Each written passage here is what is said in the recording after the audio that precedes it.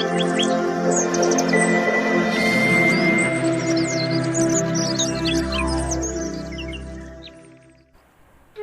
गांव में एक रामलाल नाम का एक किसान अपनी पत्नी और 4 लड़कों के साथ रहता था। रामलाल खेतों में मेहनत करके अपने परिवार का पेट पालता था, लेकिन उसके चारों लड़के आलसी थे, जो गांव में वैसे ही इधर उधर घूमते रहते थे।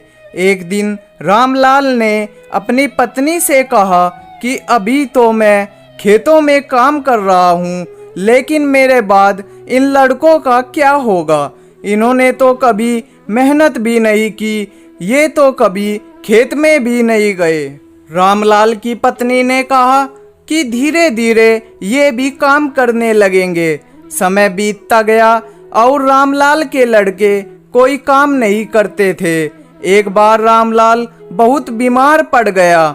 वह काफी दिनों तक बीमार ही रहा। उसने अपनी पत्नी को कहा कि वह चारों लड़कों को बुलाकर लाए। उसकी पत्नी चारों लड़कों को बुलाकर लाई। रामलाल ने कहा, लगता है कि अब मैं ज्यादा दिनों तक जिंदा नहीं रहूंगा। रामलाल को चिंता थी कि उसके जाने के बाद उसके बेटों का क्या होगा। इसलिए उसने कहा, बेटों, मैंने अपने जीवन में जो भी कुछ कमाया है वह खजाना अपने खेतों के नीचे दबा रखा है। मेरे बाद तुम उसमें से खजाना निकालकर आपस में बांट लेना। यह बात सुनकर चारों लड़के खुश हो गए। कुछ समय बाद रामलाल की मृत्यु हो गई।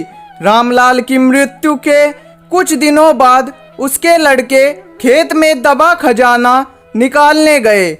उन्होंने सुबह से लेकर शाम तक सारा खेत खोद दिया, लेकिन उनको कोई खजाना नजर नहीं आया। लड़के घर आकर अपनी माँ से बोले, माँ, पिताजी ने हमसे झूठ बोला था, उस खेत में हमें कोई खजाना नहीं मिला।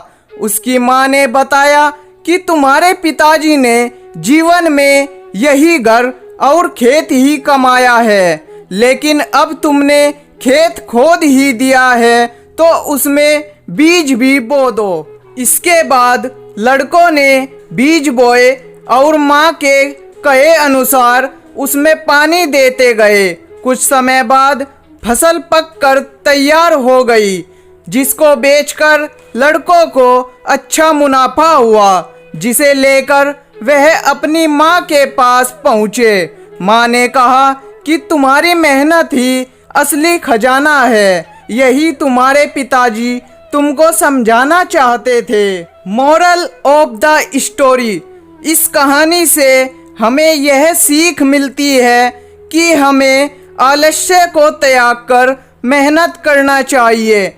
मेहनत ही इंसान की असली दौलत है।